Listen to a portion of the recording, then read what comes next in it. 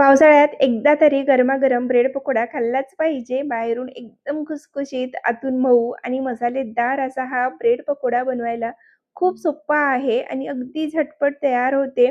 सोबत गरमागरम मसाला चहा असेल तर त्याची मज्जाच काही वेगळी असते. तर आज आपण बनवणार आहोत पावसाळा स्पेशल ब्रेड पकोडा रेसिपी. चला तर मग जास्त वेळ न घालवता पटकन आपल्या या साध्या, सोप्या आणि घरगुतीच रेसिपीला सुरुवात करूया. एकदम सिंपल रेसिपी आहे. अगदी 15 ते 20 मिनिटामध्ये हे ब्रेड पकोडे बनवून तयार होतात. इतकी सोपी आहे. तर जास्त वेळ न घालवता पटकन आपल्या रेसिपीला सुरुवात करूया.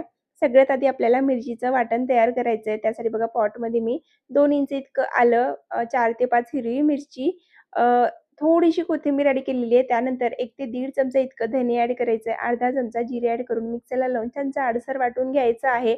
हवं तर तुम्ही खलबत्त्यामध्ये पण वाटून घेऊ शकता, कारण आपल्याला हे जाडसर वाटायचं, खूप जास्त बारीक वाटत बसायचं नाहीये. तर बघा इथे मी मिरचीचं वाटण तयार करून घेतलेलं आहे. आता लगेच आपल्याला मसाला तयार करायचा आहे. त्याच्यासाठी सगळ्यात आधी गॅसवर पॅन ठेवायचं. पॅन आधी गरम होऊ द्यायचं. त्यानंतर त्याच्यामध्ये 2 चमचा इतकं तेल ॲड करायचं. खूप जास्त तेल ॲड करायचं नाही. 2 चमचा इतकं तेल पुरेसं आहे. तेल गरम झाल्यानंतर त्याच्यामध्ये आपण वाटून घेतलेला मिरचीचा ठेचा ॲड करायचा आहे. त्यानंतर बघा थोडंसं 1-2 मिनिटापर्यंत परतून घ्यायचं. खूप जास्त वेळ भाजायचं नाही. फक्त 1 ते 2 मिनिटासाठी आपल्याला हे ठेचा परतून घ्यायचं तेलामध्ये. त्यानंतर त्याच्यामध्ये थोडेसे मसाले ॲड करूया. पाव चमचा हळद, पाव चमचा गरम मसाला, अर्धा चमचा धने पावडर, अर्धा चमचा चवीनुसार मीठ ॲड करायचं आहे. त्यानंतर आपल्याला हे थोडंसं परतून घ्यायचं तेलामध्ये. मसाले व्यवस्थित भाजून घ्यायचे आहेत. खूप जास्त वेळ पण भाजायचं नाही. फक्त परतून घ्यायचं, म्हणजे मिक्स करून घ्यायचंय. त्यानंतर लगेच आपल्याला याच्यामध्ये उकडलेले बटाटे ॲड करून घ्यायचे आहेत. तर बघा इथे मी मोठ्या साइजचे 4 बटाटे घेतलेत उकडलेले. हाताने रफली मॅश करून ॲड करायचं आहे. फक्त ज्यावेळी आपण बटाटे शिजवतो ना, त्यावेळेला व्यवस्थित एकदम स्मूथ होईपर्यंत किंवा एकदम छान असे बटाटे शिजले पाहिजे तोपर्यंत शिजवून घ्यायचे आहेत.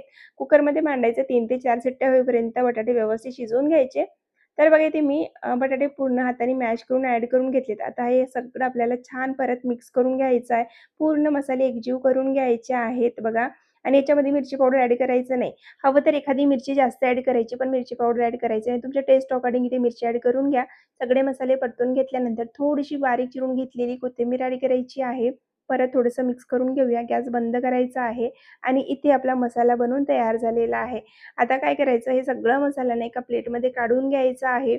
पूर्णपणे थंड करायचं. त्यानंतर ब्रेड पकोडा करायला घ्यायचा आहे. आणि ब्रेड पकोड्याची खरी चव याच मसाल्यावर असते. हा मसाला जर छान झाला, की आपले ब्रेड पकोडे पण छान होतात. त्याच्यासाठी ना थोडंसं स्पायसी मसाला बनवून तयार करायचा. हा मसाला बनवून तयार झालेला आहे. आता थोड्या वेळासाठी आपण हे थंड करून घेऊया. जोपर्यंत मसाला थंड होतोय तोपर्यंत आपण बाकीची तयारी करून घेऊया.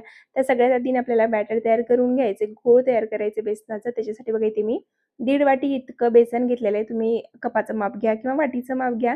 मी सिंपल घरातल्या वाटीचं माप सांगितलेलं आहे. 1.5 वाटी इतकं बेसन ॲड करायचं आहे. अर्धा चमचा चवीनुसार मीठ ॲड करायचं.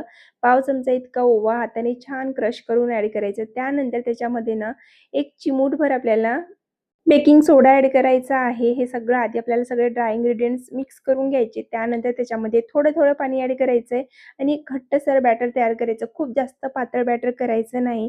थोडंसं घट्ट कन्सिस्टन्सीमध्ये बॅटर तयार करून घ्यायचंय. पाणी एकाच वेळेला ॲड करायचं नाही. थोडं-थोडं करून 2-3 बॅचमध्ये पाणी ॲड करायचं, म्हणजे बॅटर पातळ होत नाही. व्यवस्थित कन्सिस्टन्सी असते.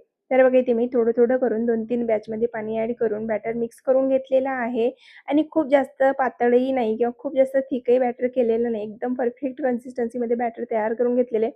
आणि जर बॅटर एकदमच पातळ झालं तर व्यवस्थित कोटिंग होत नाही आणि ज्यावेळेला आपण पकोडे तळायला घेतो त्यावेळेला पटकन जळतात आणि खाताना पण फक्त ब्रेडच लागते, त्याच्यावरून व्यवस्थित कोटिंग नसते. त्यामुळे ना थोडंसं घट्टसर आपल्याला बॅटर तयार करायचं आहे. बॅटर तयार झालेलं आहे. बाजूला ठेवून घेतलं आता बॅटर. आता लगेच आपण ब्रेड पकोडे तयार करून घेऊया. त्याच्यासाठी बघा आपला जो मसाला तयार केलेला आहे बटाट्याचा ते पण थंड झालेला आहे. इथे ना मी एकदम छोट्या साईजची ब्रेड वापरलेली आहे, कारण स्टफिंग असते त्याच्यावरून बेसनची कोटिंग असते, त्यामुळे ना ब्रेड मी थोडी छोट्या साईजची वापरली आहे. म्हणजे दिसायला छान दिसतात म्हणून. एकदम मोठे पण दिसत नाही आणि एकदम छोटे पण दिसत नाही. तर एक स्लाईस घ्यायची, त्याच्यावर ना बटाट्याचा मसाला लावून घ्यायचं. एकदम जास्त मसाला लावायचं नाही. 1 ते दीड चमचा इतकं मसाला लावायचं. छान व्यवस्थित सगळ्या बाजूनी स्प्रेड करायचं. एकदम पातळ लेयर लावायची आहे. खूप जास्त जाड लेयर लावायची नाही. जसं आपण मार्केटमध्ये खातो की नाही तसंच आपला ब्रेड पकोडा बनवून तयार करायचा आपल्याला. तर बघा इथे मी थोडी-थोडी स्टफिंग लावून घेतलेली आहे. खूप जास्त लावलेली नाहीये, पण सगळ्या बाजूनी इव्हन लावून घेतलेली आहे. छान पसरवून घेतलेलं आहे. आता त्याच्यावरून एक ब्रेड स्लाइस ठेवायचं. इथे आपले 2 ब्रेड स्लाइस तयार झालेत. आता मी कट करून दाखवते. तर बघा असं ट्रायंगल शेपमध्ये आपल्याला कट करून घ्यायचं. जसं आपलं ब्रेड पकोडा असते तसंच कट करायचं आहे.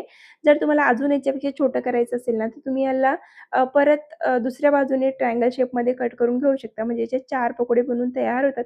पण इथे मी सिंपल जसं मार्केटमध्ये मिळते तसेच मी 2 पकोडे करून घेणार आहे याच्यापासून. तर बघा अशा पद्धतीने आपण कट करून घेऊया. बाकीचे पकोडे मी असेच तयार करून ठेवले आहेत. म्हणजे तळायला सोपे जातात.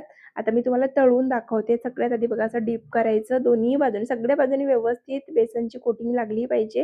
म्हणजे डीप करून घ्यायचं सगळ्या बाजूनी छान आणि त्यानंतर साईडला मी तेल पण गरम होण्यासाठी ठेवलेले. पकोड्यासाठी तेल छान कडकडीत गरम करायचं. तेल बघा इथे छान गरम झालेलं आहे. त्याच्यामध्ये हा ब्रेड पकोडा टाकायचा तळण्यासाठी.